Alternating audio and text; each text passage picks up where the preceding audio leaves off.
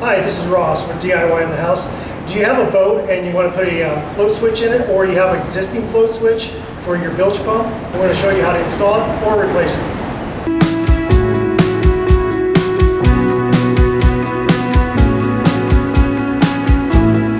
On our boat, we had an existing float switch, and the other one just gave up the ghost. I'm going to install a new one, and it's just a standard float switch.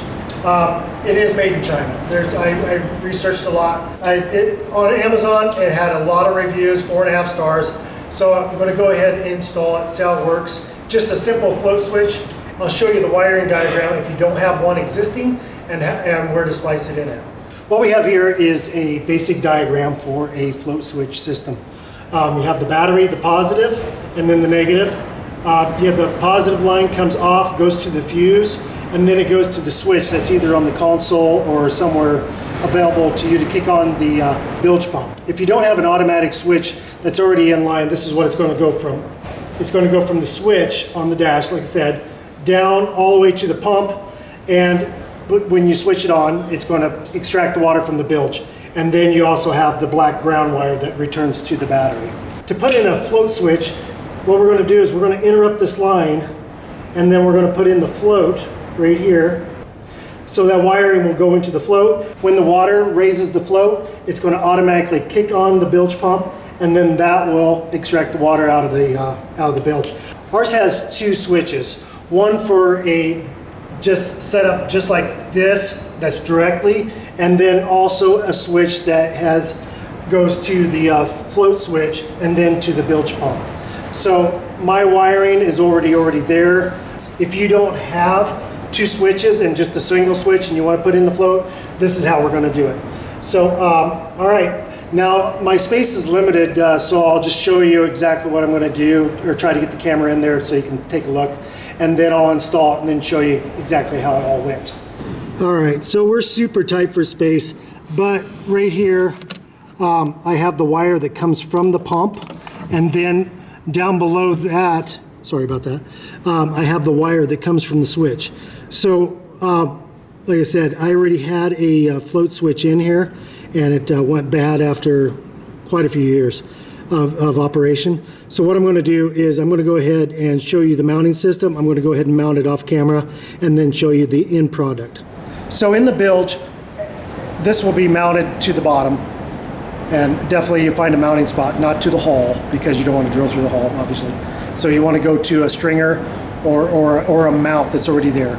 So as the water rises in the bilge, it'll bring up the float, and once it clicks on right there, the pump will kick on and then bring that water level back down. It just kicked back off there. So it has a little bit of play right there between the kick on, but it's enough just to keep that water down. So, and here's the wiring. So what we got here, and it really doesn't matter on a switch. You're going to have the brown wires.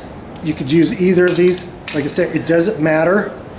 It's a switch. So all it is making contact once the water rises and triggers the switch.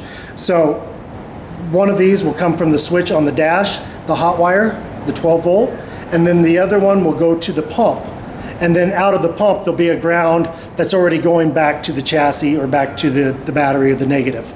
So it's as easy as that. So basically it's the mounting is the hard part. Now on this switch, it's a great design. They've got two little tabs right here. You pinch them and the bottom comes off. So this bottom will mount to the stringer or to the mount that's already in place. And then once that's done and you've got that mounted, you'll just push the switch back down, back in its cradle, and then it's locked in. And then you can go ahead and do your wiring. So I'll go ahead and I'll get this thing mounted, and then I'll show you what we have. All right, so I've got the mount installed, and what I ended up having to do, one of the holes didn't line up. I used the existing hole on the front screw, and then on the other screw I had to actually tap a new hole. I couldn't get a drill down there, so I used my push drill. And what this is just a manual drill. As you push down, you put the bit in here, obviously. This slides forward to insert the bit. And then you push down on the drill, and I'll show you how. And as you push, it drills into the material, either fiberglass or aluminum. So that worked out really well. and that's just because I couldn't get electric drill with extensions in there, and so that was definitely a big deal. And also just make sure that you use stainless steel screws, and the best way, not the bevel, you just want to do a flat pan head type. That way when it screws down, it's secure, and that's a must. If you put a standard screw in, it'll rust off and end up causing problems with the mount. All right, so I got the installation done. You can see the float switch is mounted and the pump is right beside it. So when the water level comes up, like I said, you bring the switch, it kicks on the pump, and as it goes back down, it shuts it right back off again. So that's how it all works. Definitely get all your wires tucked out of the way and get them above any type of flood or any type of water. You can go ahead and heat shrink the connectors or use dielectric grease. What I did was I squeezed dielectric grease into my butt splices, and then I squeezed them down, and that'll keep those sealed and water away from the connector.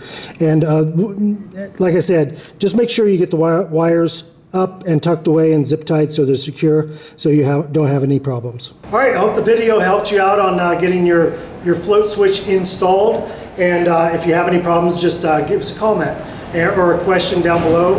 We'll be happy to get back with you on that. We'll have the links down below for the float switch and for the push drill in case you need one of those. It does make life a lot easier than trying to get electric cordless down there or whatever. So if you like the video, give us a thumbs up. We appreciate you watching DIY on the house.